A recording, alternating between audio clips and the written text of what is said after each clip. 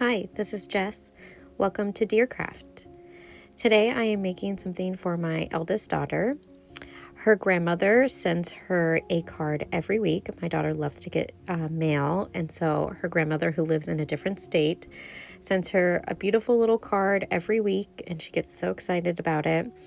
And we've been collecting these cards, and so I wanted to make something to keep the cards in, to keep them safe, and also for her to be able to look back at them. So I came up with this idea of like a book or portfolio that we could keep them in. And I love the idea of those types of books that have that linen cover and they're sometimes embroidered. And I just thought that was a great idea. So I decided to make the cover. So I took a piece of linen. Actually, I think this is cotton. And decided to do cross stitch, which is a medium I haven't done in a while, and wanted to kind of get back into it. I've done embroidery, I can sew, I can knit, I can crochet, but I just haven't done cross stitch in a while. And I'm really, really, really enjoying it. And I've learned a lot since starting this project and have continued to do other cross stitch projects. But I just love the idea of the cover of this book to say, to Margot from Grandma, and it be cross-stitched. And then my goal is to make a book or portfolio. So to take book board, which is like a really thick cardboard, cover it with this fabric that I've been cross-stitched with glue, and put it all together to create this book to keep her cards.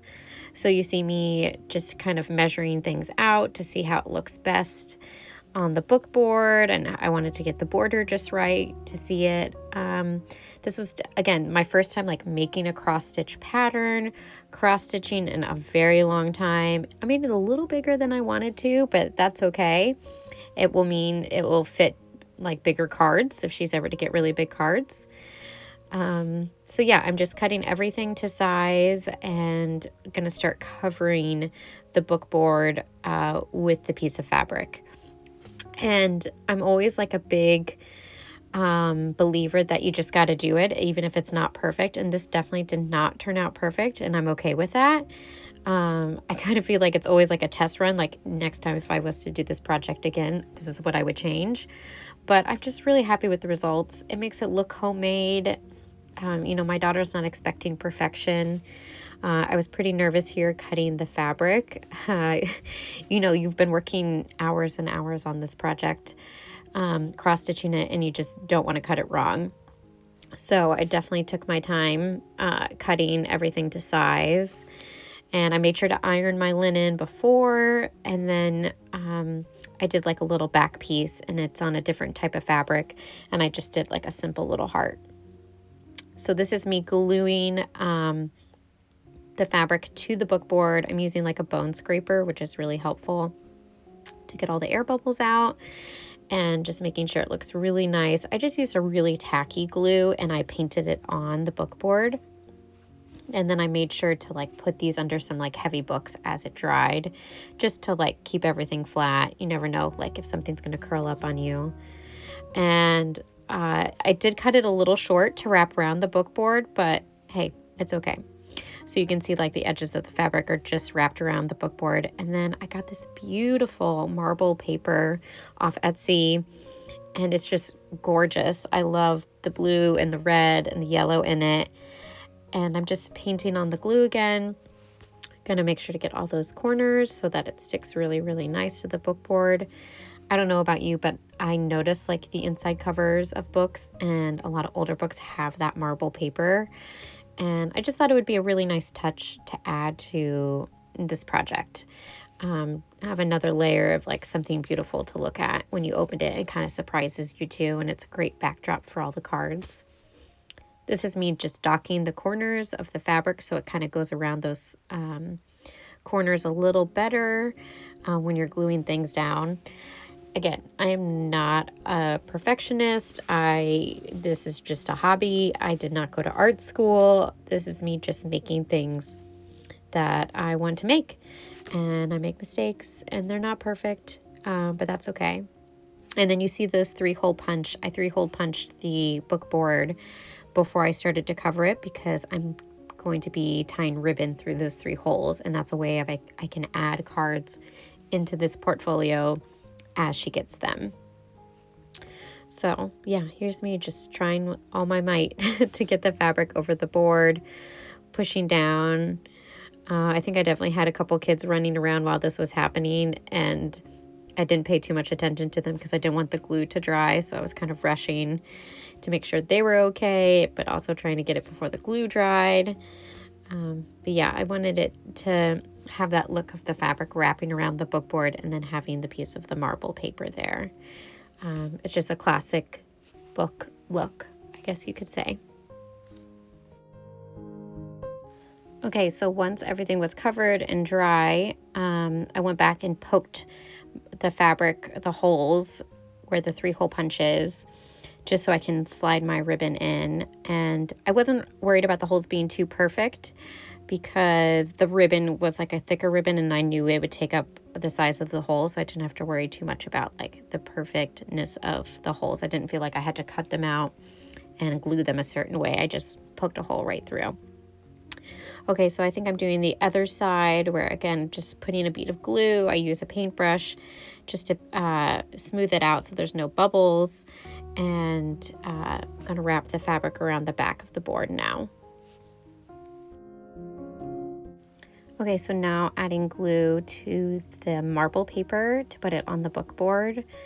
I don't know about you, but I love marble paper. I think it's just really beautiful. I think it adds like a classic look to anything that you're using it for. I got a really big roll off Etsy, and I definitely plan to use more of this marble paper in other projects and to keep it. It just is so beautiful. It comes in so many different colors, and again, if you can find ways to use it, I think you should. Putting down the marble paper, make sure it's nice and centered. You can see the edges where the fabric comes over, using my bone scraper to get all the air bubbles out. And yeah, it took me maybe like an hour tops to assemble, and that's probably with me like yelling at kids in between to put it all together, whereas like the cross stitch took me, I don't even really know, I just kind of worked on it every day until I was done with it. But again, I really enjoyed the process of cross stitching. You'll probably see more videos of what I'm making with cross stitch because now I'm just like so inspired. It was a really like therapeutic and easy craft to just do every day. This is the ribbon that I got off Etsy. It's an organic like silk that's been like hand dyed. And I just thought it was really beautiful. I like that it kind of matches the thread. And then this is me hole punching some of the cards to go into the portfolio book. I just thought that would be the easiest method to keep them. I know it kind of maybe messes up some of the words and the pictures, but I want her to be able to look through it. She can just take it off her bookcase and open it, and she can look at all the cards her grandmother has sent her. And then also with the ribbon, it's really easy to then untie it and add cards back in. So this is me just cutting enough ribbons for 3. I just decided on 3 holes versus like 4. I always think an odd number looks best sometimes when you're having to put so many of something. And yeah, I'm really happy with the ribbon. Definitely going to use it for other projects.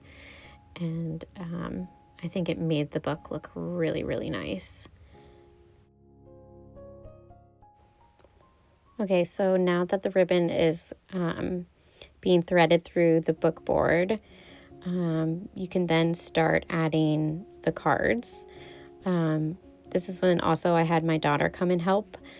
She really enjoyed doing like the hole punch of her cards and then threading them on. And so again, like I just plan to like take the cover off after we've gone a couple, add them into the book and just keep them. I think they're just really sweet cards. They're not like birthday specific or holiday specific. It's just my mother-in-law writing to her granddaughter like a sweet little note. And I think that's really sweet.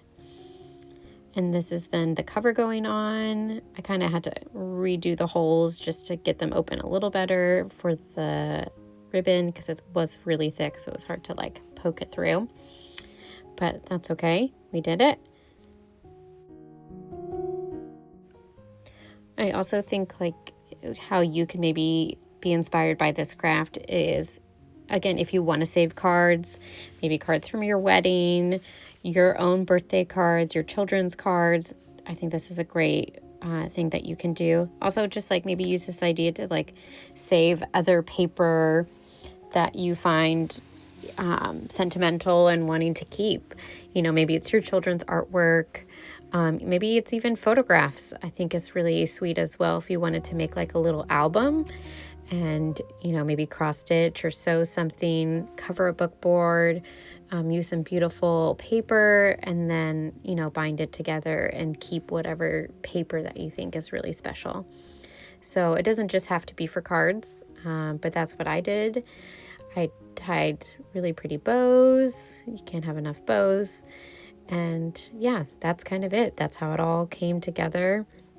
I'll show you the finished product. I think it looks really sweet.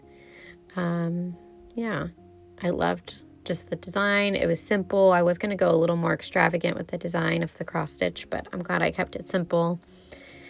And it's just super sweet. Yeah, to Margot from Grandma. And you open it up, the beautiful marble paper, and there's just one of the cards. Just so sweet. So yeah, here's the finished product. Again, really happy with how it turned out. It definitely looks like handmade, like Mom did it for sure, but I really like it. The heart on the back. I had a couple air bubbles on the back, but that's okay. And yeah, I just love the ribbon and how it all came together.